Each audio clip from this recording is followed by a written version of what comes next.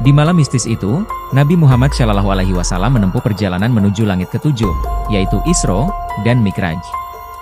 Salah satu hal paling menarik, sekaligus paling misterius dari kisah perjalanan Nabi ke langit ketujuh adalah soal tunggangannya yang bernama buruk. Sayangnya, informasi mengenai bentuk dan rupa buruk ini sangat sedikit. Kitab suci dan hadis tak banyak bicara mengenainya. Kata-kata Nabi yang terkenal hanya terbatas, yaitu, "Aku diberi buruk, dia hewan tunggangan yang berwarna putih, lebih besar dari keledai, tapi lebih kecil dari bigal, yang satu tanduknya terdapat di pucuk kepalanya." Satu hal yang jelas disebut cuma tunggangan itu berjalan laksana kilat.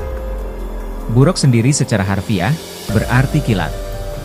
Dalam kisah Isra Mi'raj, memang digambarkan perjalanan itu secepat kilat, bahkan lebih.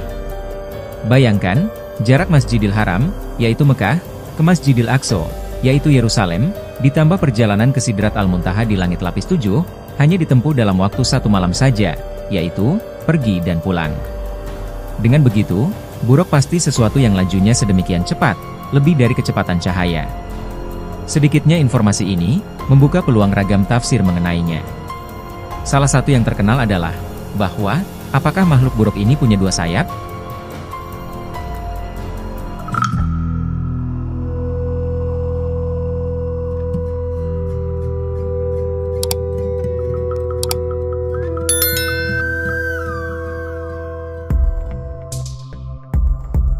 Para seniman Islam di masa lalu kemudian melukiskan buruk sebagai binatang berkaki 4, berkepala manusia, perempuan, yang berparas cantik. Gambaran mengenai hewan mistis ini kemudian banyak dijumpai dalam ilustrasi-ilustrasi buku, terutama di Persia abad pertengahan, kemudian beredar pula di Hindia dan Asia Tenggara. Kendati di kalangan sebagian Muslim, penggambaran figur bukan sesuatu yang terpuji, bahkan cenderung terlarang, dan gambaran mengenai buruk ini banyak sekali bisa kita jumpai saat ini.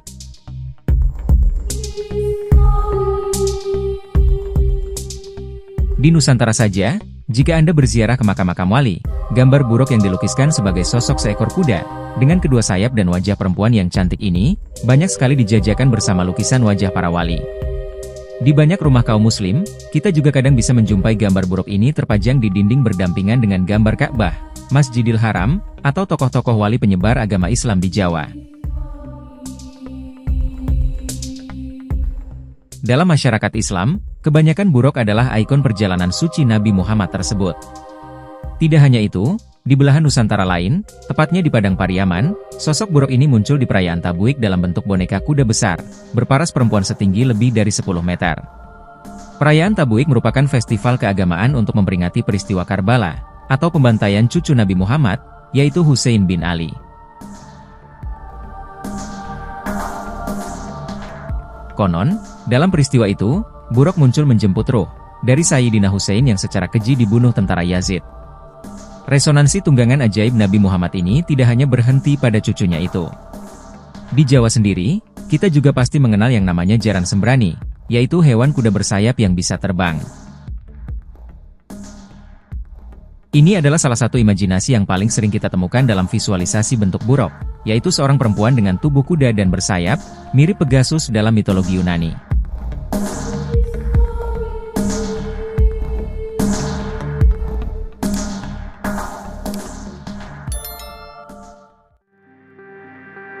Menurut cerita tutur, Sultan Agung, yaitu Raja Mataram Islam abad 17, mempunyai jaran sembrani, yang kerap membawanya ke Mekah untuk salat Jumat. Hewan sejenis kuda yang punya sayap dan bisa terbang ini memang bisa dijumpai di banyak kebudayaan. Gambaran kuda bersayap, seperti Pegasus ini muncul di kebudayaan Assyria, Yunani, Eurasia, hingga di Asia Tenggara. Nasib lukisan figuratif memang tidak selalu baik dalam perjalanan kebudayaan masyarakat Islam, terutama di kalangan Sunni. Ide-ide anikonisme atau bahkan ikonoklasme, yakni penolakan, bahkan penghancuran terhadap gambar, ikon, atau patung yang menyerupai makhluk hidup cukup kuat menancap sejak fajar kelahiran Islam. Jangankan gambar-gambar imajinatif atau gambar orang suci, seperti Nabi dan sahabatnya, sekadar gambar burung atau unta saja sudah tidak diharapkan lagi. Hal seperti ini dilandasi dengan pijakan hukum keagamaan berdasarkan teks ajaran agama, yang melarang penggambaran figur atau makhluk hidup. Misalnya, cerita tentang malaikat Jibril yang tidak mau masuk rumah yang penuh lukisan makhluk, atau hadis yang mengatakan bahwa para perupa adalah orang-orang yang pertama dihukum kelak di akhirat karena telah bertingkah seperti Sang Pencipta.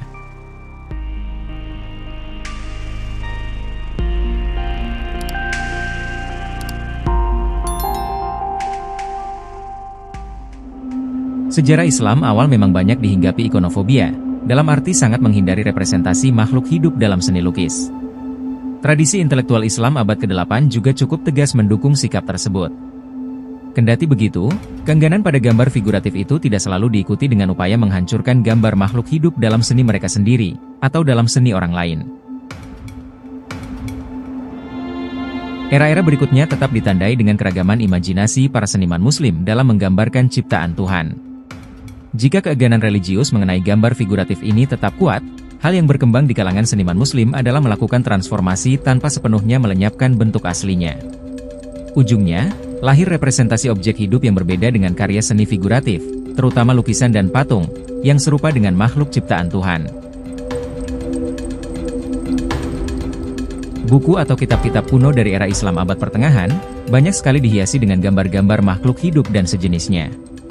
Misalnya gambar buruk yang bersamaan dengan gambar para wali, hingga kini masih banyak menghiasi rumah-rumah keluarga Muslim di Indonesia. Ini menunjukkan bahwa hasanah dan imajinasi masyarakat Islam tidak selalu dipenuhi kegentaran terhadap satu ajaran yang kaku.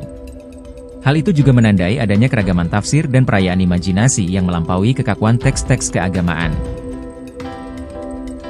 Khazanah budaya Islam yang begitu kaya warna ini, tentu saja terlalu sayang jika harus lenyap hanya karena takluk pada satu tafsir tunggal yang tidak imajinatif. Bagaimana menurut kalian? Ada tambahan? Silahkan tulis di kolom komentar.